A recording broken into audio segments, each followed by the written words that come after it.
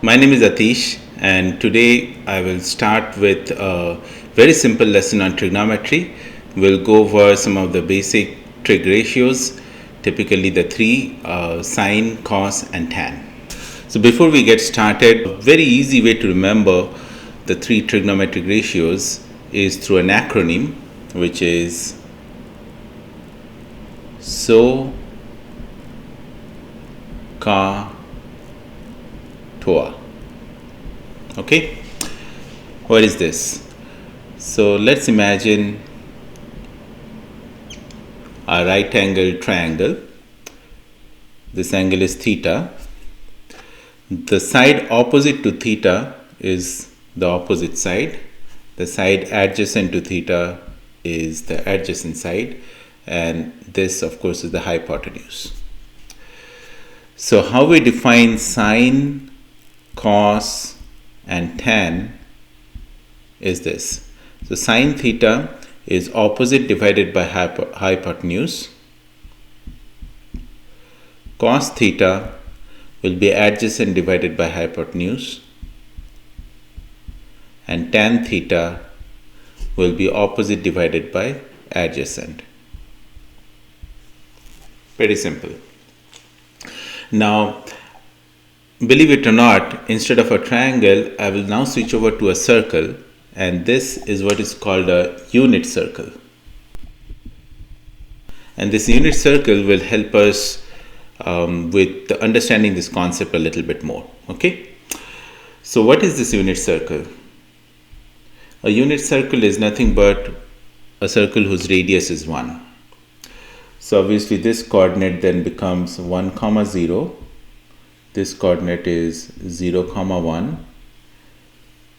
This is the y-axis, this is the x-axis, and this coordinate becomes minus 1, 0, and this becomes 0, minus 1. Okay, now imagine any arm. We'll call it a transient arm. What that means is when this arm is rotating counterclockwise, it starts to, the angle that is found between the x-axis and the arm, let's imagine that as theta. Obviously the length of this arm is 1 because this is a unit circle. Now this point on the circle itself, let's say it is x, y, which means it is at distance x from the origin and at a height of y. Okay, now let's look at what could be the sine, cos, and tan of theta in this unit circle.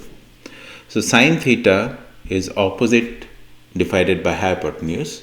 Opposite is y, divided by hypotenuse is 1. So y divided by 1 is y. Similarly, cos theta is adjacent divided by the hypotenuse. The adjacent side is x, divided by hypotenuse is 1. So cos theta is x. And of course tan theta will be opposite, which is y, divided by adjacent, which is x. So it will be y divided by x. So if you look closely, any point on this circle, the x coordinate, it determines cos theta, and the y coordinate, it determines sine theta. Okay, so that's pretty simple. Now the other thing to look at it is what could be the value of sine and cos, whether it's a positive value or a negative value. Now in this particular quadrant, both x and y are positive. So sine and cos value will, the cos value will decrease from 1 to 0, and sine value will increase from 0 to 1 as theta increases from 0 to 90 degree or 0 to pi by 2 radians. Okay, Now, as soon as we cross into the second quadrant, in this case, if we plot any x1 comma y1, let's say, in this case, when you look at this angle, let's call that angle alpha. So sine of alpha is y1. y1 is still positive because it is above the x-axis, right?